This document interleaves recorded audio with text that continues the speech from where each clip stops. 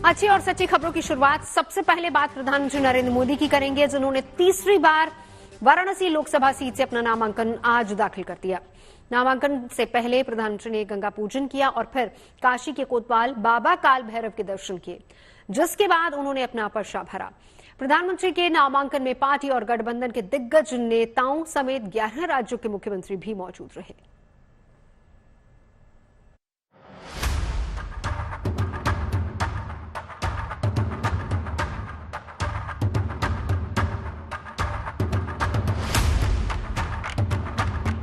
चौदह मई की तारीख, वक्त करीब सुबह के 11:40 और जगह वाराणसी कलेक्ट्रेट, जहां पीएम मोदी ने 4 प्रस्तावकों के साथ वाराणसी सीट से तीसरी बार अपना नामांकन दाखिल किया। सबसे पहले पीएम ने अपना हलफनामा और जरूरी दस्तावेज निर्वाचन अधिकारी की जिम्मेदारी संभाल रहे वाराणसी के जिला अधिकारी एस राजलिंगम को सौंपी और फिर उनके सामने पीएम ने खड़े होकर शपथ पढ़ी।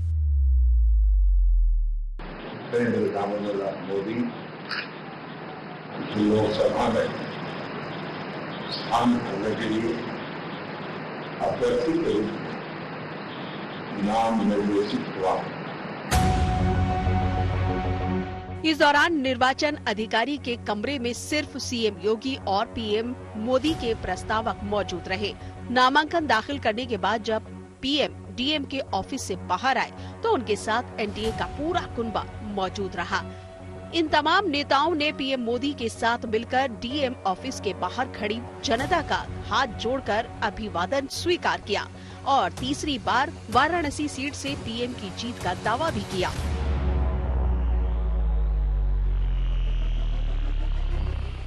माहौल तो आप देख रहे हैं, ये लोगों में क्या उत्साह है, क्या जोश है, जल्लोष है और मोदी जी के प्रति जितना सम्मान दिख रहा है, आदर दिख रहा है, इससे साफ है कि 2014, 2019 का सब रिकॉर्ड टूटेगा। मोदी जी फिर से प्रधानमंत्री बनेंगे, 400 पार का नारा है वो भी पूरा हो जाएगा। बहुत सौभाग्य की बात हम लोगों की है कि आज प्रधानमंत्री जी का नामांकन के अवसर पर हम लोग आए हैं और हम लोग एक तरह से भगवान से प्रार्थना करते हैं कि उनकी ये बात की अब की बात 400 पार पूरी हो और निश्चित पूरी होगी, इसीलिए हम लोग सब आए हैं।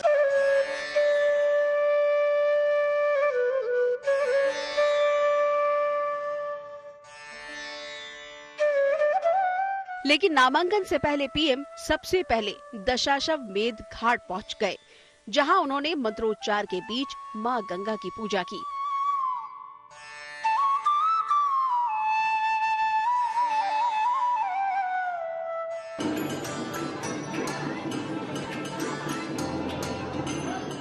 और फिर वो काशी के कोतवाल बाबा काल भैरव मंदिर में दर्शन और पूजन करने के लिए पहुंचे। मान्यता है कि किसी भी शुभ काम की शुरुआत के लिए बाबा काल भैरव की अनुमति जरूरी होती है। लिहाजा पीएम ने वाराणसी से तीसरी बार जीत के लिए बाबा काल भैरव का आशीर्वाद लिया।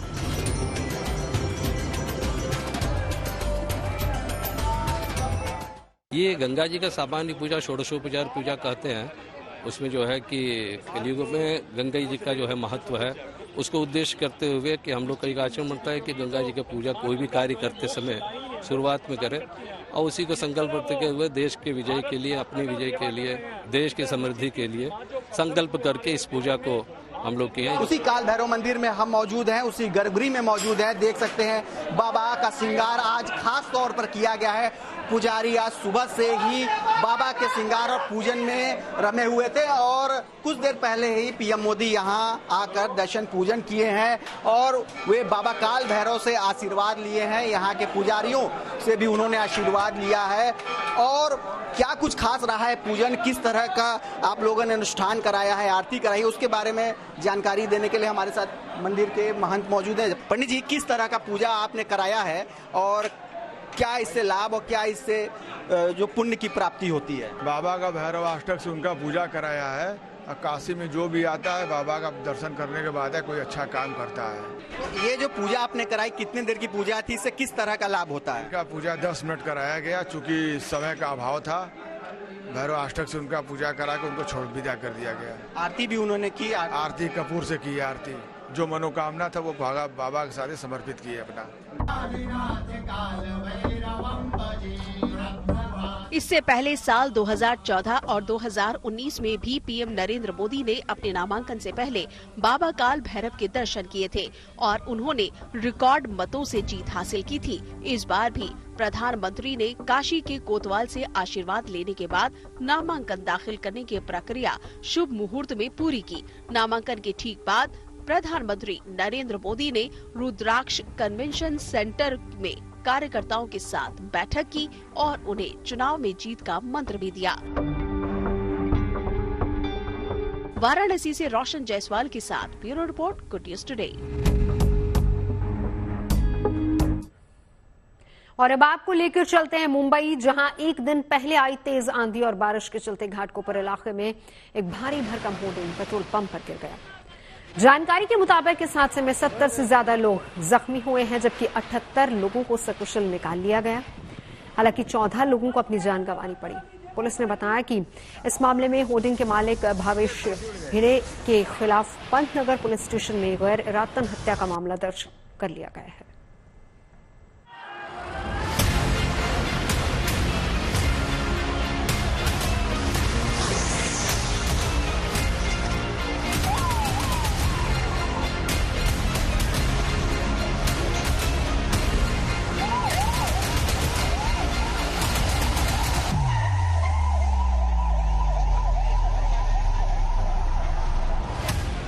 तेज आंधी के चलते करीब 250 टन वजनी ये होर्डिंग जैसे ही धराशायी हुई, मुंबई के घाटकोपर इलाके में अफरा तफरी मच गई। हर तरफ चीख पुकार सुनाई देने लगी। लोग जान बचाने के लिए मदद की गुहार लगाने लगे।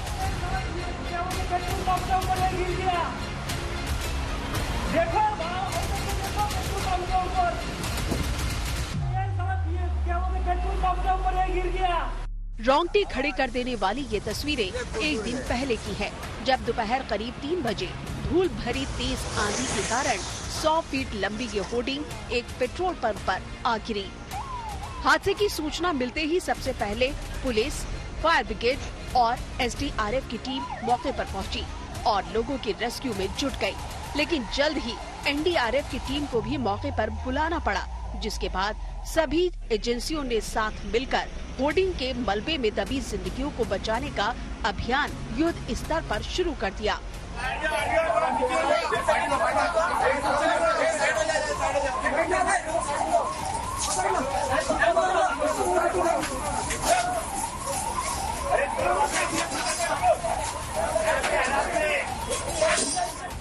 रेस्क्यू का ये काम आसान नहीं था, लिहाजा भारी भरकम मलबे को हटाने के लिए बड़ी बड़ी क्रेनें और खुदाई करने वाली मशीनों को भी लगाया गया, ताकि जल्दी से जल्दी घायलों को बाहर निकालकर अस्पताल पहुंचाया जा सके। कल शाम से रेस्क्यू ऑपरेशन चल रहा है, उसमें से हम लोगों ने टोटल 88 लोगों को यहाँ से निकाला है। 88 में से 14 लोग जो है वो डॉक्टर ने उनको मृत घोषित कर दिया है। बाकी 31 लोगों को डिस्चार्ज कर दिया है और कुछ लोग जो है अभी भी हॉस्पिटल में एडमिट है। रात को हमें 2 बजे जब ये हाइड्रोलिक क्रेन की सहायता मिली, तो क्रेन की सहायता से हमने 3 गिल्डर को उठाया था और 3 गिल्डर के नीचे हम लोगों ने जो 4 व्हीलर्स है, 4 व्हीलर्स में दबे हुए 9 बॉडीज को निकाला, जिसको डॉक्टर ने फिर मृत घोषित किया। बताया गया कि जिस वक्त ये हादसा हुआ, पेट्रोल पंप पर करीब 100 लोग मौजूद थे, जिनमें कई 2 व्हीलर, 4 व्हीलर और 3 व्हीलर पर आए हुए लोग अपनी गाड़ियों में तेल और गैस डलवा रहे थे, जबकि कुछ लोग आंधी और बारिश से बचने के लिए वहां रुक गए थे। हमारे साथ इंद्रजीत जी हैं, जो दरअसल घाटकोपर के उस पेट्रोल पंप पर अपनी गाड़ी, एक ट्रक है इनकी, जो 12 चक्की गाड़ी है, जो जिसमें वो फ्यूल भराने के लिए पहुंचे थे। फ्यूल भर रहा था जब ये हादसा हुआ था होर्डिंग का। आइए इनसे जानते हैं, जब आप पेट्रोल भरा थे, डीजल भरा थे, तो क्या हुआ वहाँ पर? हवा बहुत तेज चल रहा था। हवा चलने के वजह से वो बोर्डिंग गिरा तो मेरे गाड़ी के ऊपर गिरा। गाड़ी के ऊपर गिरने से जितने आदमी गाड़ी के आसपास थे वो तो बच गए, जो बाजू में था कितना नुकसान हुआ, अंधेरा सा हो गया, दिखा नहीं। मैंने अपने आप को, अपने कंडक्टर को बचाया। मुश्किल से 2-4-5 मिनट लगा होगा। पुलिस आ गई, फायर ब्रिगेड आ गया, एम्बुलेंस आ गया, मंत्री आ गए, विधायक आ गए, जिसको आना था मतलब आधे घंटे के अंदर सब पहुंच गया। होर्डिंग गिरते ही कुछ लोग तो वहां से किसी तरह भागने में कामयाब रहे, मगर जो लोग भागने में नाकाम रहे वो होर्डिंग के मलबे में दब गए, जिन्हें बचाने के लिए राहत और बचाव कर्मियों को कल से आज तक एड़ी चोटी का जोर लगाना पड़ा। राहत काम यहां का अभी भी जारी है। कल शाम से ही बीएमसी के अधिकारी यहां पर मौजूद हैं और राहत कार्य जारी है। साथ ही साथ आप यहां भी देखिए दमकल विभाग के कर्मचारी भी जो हैं यहां पर लगे हुए हैं, राहत काम में जुटे हुए हैं। हालांकि बीएमसी की तरफ से भी कल एक बयान जारी किया गया है। साफ तौर से उन्होंने ये कहा है कि इसकी परमिशन उन्होंने नहीं दी थी। आरोप है कि इस होर्डिंग को लगाने के लिए बीएमसी से इजाजत नहीं ली गई थी। इतना ही नहीं, आरोप तो ये भी है कि होर्डिंग लगाने के तय मानकों की भी अनदेखी की गई। लिहाजा पुलिस ने होर्डिंग का निर्माण करने वाली एजेंसी एगो मीडिया और इसके मालिक के खिलाफ शिकायत दर्ज कर ली है। लगे हाथ होर्डिंग के मालिक भावेश भिंडे के खिलाफ भी केस दर्ज करके मामले की जांच शुरू कर दी है। अशा सर्व होर्डिंगवरती कार्यवाही करण्याचा निर्णय घेतलेला आहे। मुख्यमंत्र्यांनी देखील त्या पद्धतीचे आदेश दिलेले आहेत आणि ती कारवाई आज आमची सुरू होती आहे। काही काळानंतर आपण पाहाल की हे जे 3 होर्डिंग आहेत ते अर्थात एवढे आवाढव्य आहेत की त्याला तोडायला थोडा वेळ लागेल, पण ती कारवाई मात्र आम्ही सुरू करणार आहे। पण ती या 3 कारवाई होर्डिंग पुरती मर्यादित राहणार नाही। या संदर्भामध्ये गुन्हा दाखल करण्यात आलेला आहे। याचप्रमाणे आम्ही सर्व महापालिकेच्या स्थानिक अधिकाऱ्यांना, असिस्टंट कमिशनरना त्यांच्या वॉर्डामध्ये अशा पद्धतीचे कुठलेही बिनापरवाना किंवा धोकादायक असू शकणारे होर्डिंग असतील तर ते काढण्यासाठी ताबडतोब सूचना दिलेल्या आहेत आणि पुढच्या काही दिवसांमध्ये ही कारवाई पूर्ण झालेली आपल्याला दिसेल। इस हादसे में मारे गए लोगों के परिवार वालों को राज्य सरकार की तरफ से मुआवजा देने की घोषणा की गई है। साथ ही घायलों के बेहतर इलाज के निर्देश भी दिए गए हैं। मुंबई से धर्मेंद्र दुबे और विद्या के साथ bureau report, good news today. और अब बात चारधाम यात्रा की कर लेते हैं, जो यमुनोत्री और गंगोत्री धाम में पहुंची तीर्थयात्रियों की रिकॉर्ड तोड़ भीड़ की वजह से लगातार सुर्खियों में है। आध्यात्म, आस्था, भक्ति और विश्वास की वजह से पहुंचने वाले श्रद्धालुओं की भीड़ से अव्यवस्था फैली है। पुलिस और प्रशासन की मुस्तैदी के बावजूद यमुनोत्री और गंगोत्री की तरफ जाने वाली सड़कों पर गाड़ियों की लंबी लंबी कतारें दिख रही हैं। जरूरत से ज्यादा यात्रियों की पहुंचने की वजह से यमुनोत्री और गंगोत्री नेशनल हाईवे पर कल दिन भर के लिए ट्रैफिक व्यवस्था चरमरा गई थी। गंगोत्री नेशनल हाईवे पर गंगनानी से गंगोत्री के बीच करीब 50-60 किलोमीटर के दायरे में 800 से 900 वाहन कल दिन भर फंसे रहे।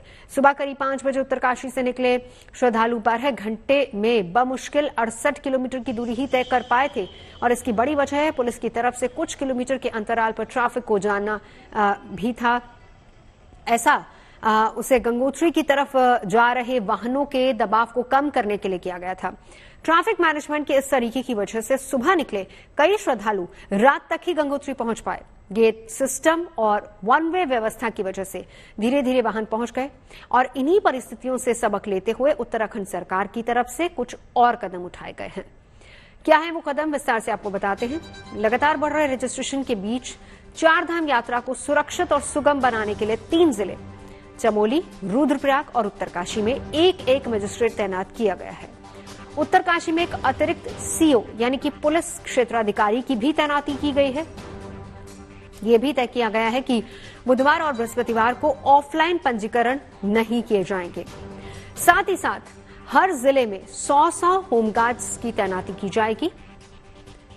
इस बार यमुनोत्री और गंगोत्री धाम में पहुंचने वाले तीर्थयात्रियों ने पिछले सारे रिकॉर्ड तोड़ दिए हैं। खासकर रविवार और सोमवार को रिकॉर्ड भीड़ जुटने की वजह से दोनों धामों के मंदिर समिति ने श्रद्धालुओं को देर रात तक दर्शन करवाए। ट्रैफिक सिस्टम को लागू करने के लिए पुलिस और प्रशासन की तरफ से बैरियर और गेट सिस्टम लागू है, जिसकी वजह से यमुनोत्री धाम में तो दर्शन सुचारू रूप से हो रहे हैं, लेकिन गंगोत्री धाम में ज्यादा भीड़ के पहुंचने की वजह से दबाव बढ़ा और इससे व्यवस्था बनाए रखने में सरकार, पुलिस, प्रशासन और मंदिर समिति को खासी मशक्कत करनी पड़ी। इन सब मामलों को लेकर उत्तराखंड के डीजीपी अभिनव कुमार ने तमाम जिलों के पुलिस अधीक्षकों के साथ वीडियो कॉन्फ्रेंसिंग के जरिए आज बैठक की और उन्हें जरूरी दिशा निर्देश भी दिए। इसके बाद उत्तराखंड पुलिस के मुखिया ने रजिस्ट्रेशन करवा चुके श्रद्धालुओं से वीकडे में यात्रा की अपील की है ताकि वीकेंड के इंतजार में बड़ी संख्या में लोग एक साथ चारधाम की यात्रा पर फिर से न पहुंच पाए। कि देखिए, हर धाम की एक अपनी कैपेसिटी है। जो उस धाम में जो श्राइन है, जो मेन मंदिर है, जो उसका परिसर है, उसकी एक अपनी कैरिंग कैपेसिटी है। उसके आसपास जो धर्मशालाएं या ढाबे या होटल आदि हैं, उनकी एक अपनी कैपेसिटी है। और ख़ास तौर से जो दो धाम हमारे जहाँ पे पैदल यात्रा चलती है, उनकी भी एक लिमिटेड कैपेसिटी है कि उनकी उस पैदल मार्ग की चौड़ाई के हिसाब से, उसकी सुगमता के हिसाब से, और उस पे जो और घोड़े खच्चर या पालकी वाले भी चल रहे हैं, हमें उनका भी ट्रैफिक देखना है। तो उस हिसाब से अब सभी एसपीज को कहा गया है कि इन सारी चीज़ों को ध्यान में रखते हुए, और जो जगह जगह पे पड़ाव हैं वहाँ पर कितनी होटल के कमरों की व्यवस्था है, ठहरने की व्यवस्था है, या कोई और धर्मशालाएँ हैं, या कोई और वैकल्पिक व्यवस्था है, तो उसको देखते हुए हम हमारी कोशिश यही रहेगी कि हम इतनी ही संख्या में यात्रियों का आवागमन, रजिस्ट्रेशन होना एक बात है, लेकिन हमें इन सारी प्रैक्टिकल चीज़ों को देखते हुए हम आवागमन को रेगुलेट करने की कोशिश करेंगे। दूसरा, हमारी ये भी कोशिश रहेगी और यात्रियों से भी आग्रह रहेगा कि अगर संभव हो तो सारे यात्री अगर सिर्फ वीकेंड पे आ जाएंगे तो वो भी, उनको भी एक अच्छा, शायद उनके लिए भी दिक्कत हो, उनको भीड़ का और ट्रैफिक जैम का सामना करना पड़े। तो हम ये भी अपील करना चाहेंगे कि अगर अधिक से अधिक संख्या में जो यात्री वीकडेज में अपना ट्रैवल प्लान कर सकते हैं तो वो वीकडेज में अपना ट्रैवल प्लान करें, ताकि उनको भी एक अच्छी सुखद यात्रा का अनुभव हो। अगर सारे ही यात्री एक साथ फ्राइडे, सैटरडे, संडे में दर्शन का प्रयास करेंगे या यात्रा का प्रयास करेंगे, तो हम चाहकर भी, लाख प्रयास करने के बाद भी हम उस तरह से उनको एक अच्छा एक्सपीरियंस नहीं दे पाएंगे। चारधाम यात्रा के साथ ही पहाड़ों की रानी मसूरी में ट्रैफिक जाम की भी समस्या शुरू हो गई, जिससे निपटने में पुलिस की तरफ से की गई सभी तैयारियां नाकाफी साबित हो रही हैं। मसूरी तक पहुंचने वाले रास्तों में कई बार कई किलोमीटर का लंबा जाम लग चुका है, जिसकी वजह से घूमने की नीयत से मसूरी आए पर्यटकों को भारी परेशानी झेलनी पड़ रही है। इसके अलावा स्थानीय लोगों को भी काफी मुश्किलों का सामना करना पड़ रहा है। ये हाल तब है जब कुछ दिन पहले ही एसडीएम मसूरी की तरफ से संबंधित अधिकारियों के साथ बैठक कर एक्शन प्लान तैयार किया गया था, लेकिन फिर भी मसूरी में जाम लग गया, जिसके बाद पुलिस का पूरा फोकस ट्रैफिक मैनेजमेंट पर है। और यही वजह है कि पुलिस अधिकारियों ने मसूरी टैक्सी यूनियन और व्यापारियों के साथ बैठकर कुछ ठोस विकल्पों पर काम शुरू किया। चारधाम यात्रा और मसूरी सीजन के दृष्टिगत आज थाना मसूरी में होटल एसोसिएशन और व्यापार मंडल के पदाधिकारियों द्वारा मीटिंग ली गई और मसूरी के जो मुद्दे हैं उन पर चर्चा की गई, जैसे पार्किंग का है, वन वे का है, इस पर चर्चा की गई है। तो सकारात्मक सभी लोगों का रिस्पॉन्स रहा है और कुछ लोगों के सुझाव दिए गए जिन पे इस दौरान काम किया जाएगा और यात्रा को सुगम और सुरक्षित बनाने का पूरे प्रयास किए जाएंगे। खबरें सच्ची होनी चाहिए, अच्छी खुद ब खुद लगती है। Navjot Randhawa signing off. आप सुनते रहिए गुड न्यूज और देखते रहिए गुड न्यूज टुडे।